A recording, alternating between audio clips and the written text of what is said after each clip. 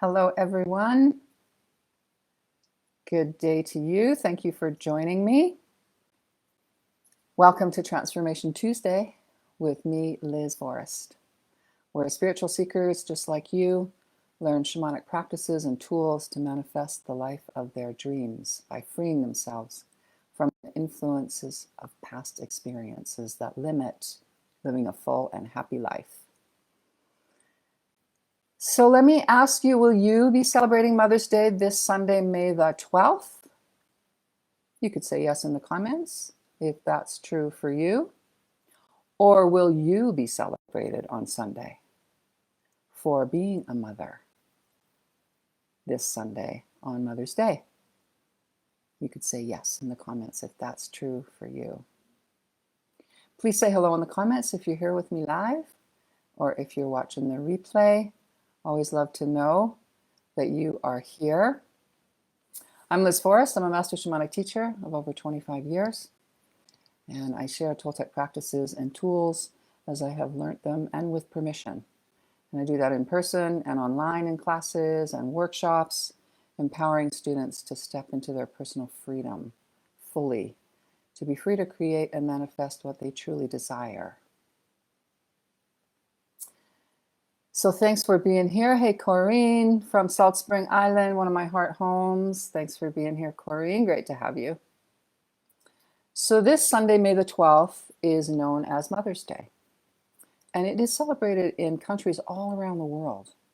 Yeah, when I looked this up a while ago, it's celebrated in Japan and Ethiopia and, of course, all across North America and Europe. Yeah, it's celebrated in a lot of places. So the history that I'm aware of is that, I'll give you a little history lesson here. This is so interesting. Interesting and not surprising. That's my opinion. So in 1858, a woman named Anne Jarvis, who was a homemaker, lived in the US, she organized something called Mother's Work Days to improve the sanitation and the seepage of polluted water to avert illness and even death in her little southern US town. And then a few years later, 1872, Boston poet, pacifist, and woman suffragist Julia Ward Howe, established a special day for mothers to symbolize peace in the world. And then later, early 1900s, her daughter, Anna, decided to memorialize her mother's lifelong activism and began a campaign that actually culminated in 1914 when Congress of the USA passed a Mother's Day resolution. And the resolution was this: to better respect and support motherhood. Amazing, huh? So you can see that Mother's Day actually began as an environmental, a medical, a political activism by some young women who wanted to change some things. As I say, very interesting, not surprising. Not surprising. Women have been doing all that and so much more. Mothers and women who are not actual biological mothers but take on other projects, family, all kinds of things to better the world.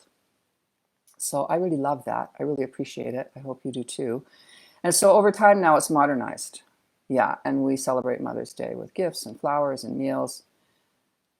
Cook dinner for mom or take her out to dinner, do something special to appreciate her in that way.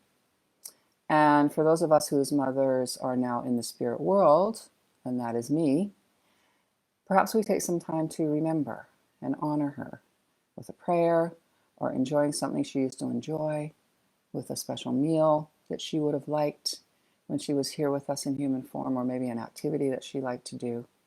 I like to take a little time and remember and enjoy my mother's spirit.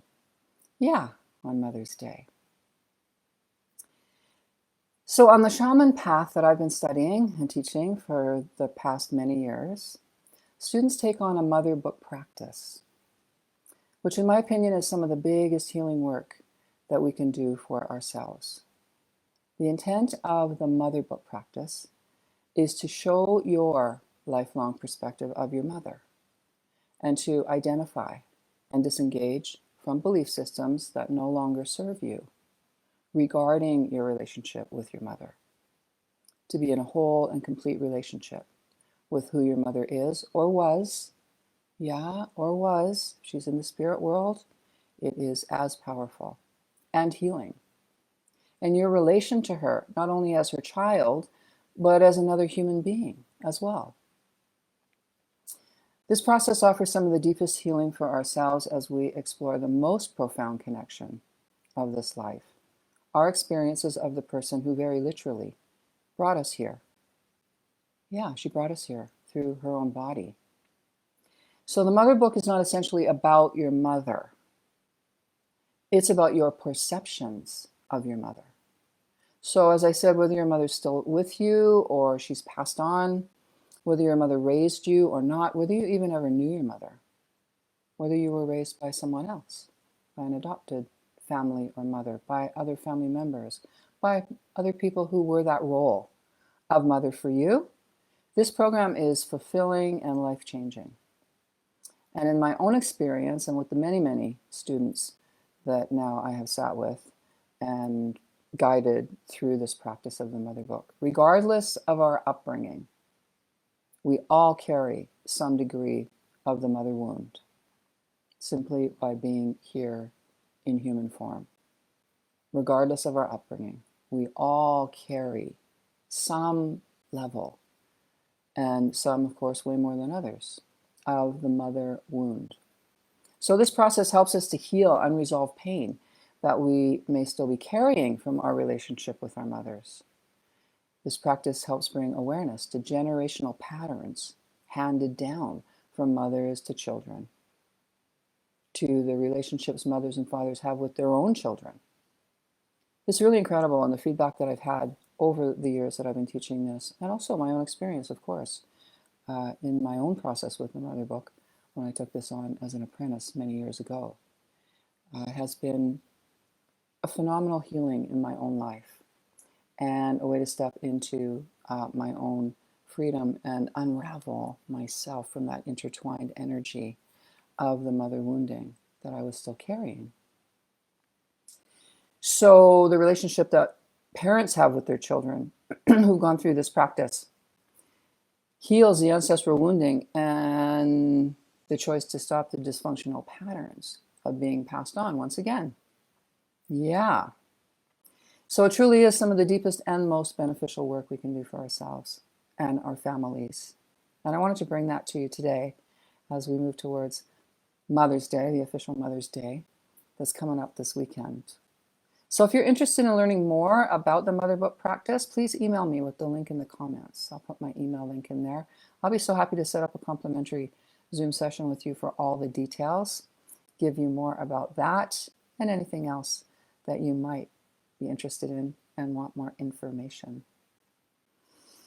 So thanks so much for joining me, and do enjoy celebrating the person you call mother this Sunday. And I will see you next week right here in Transformation Tuesday. All my love to you. Corian, enjoy your weekend. And all else who are listening to this, watching this, be good to yourselves. All my love.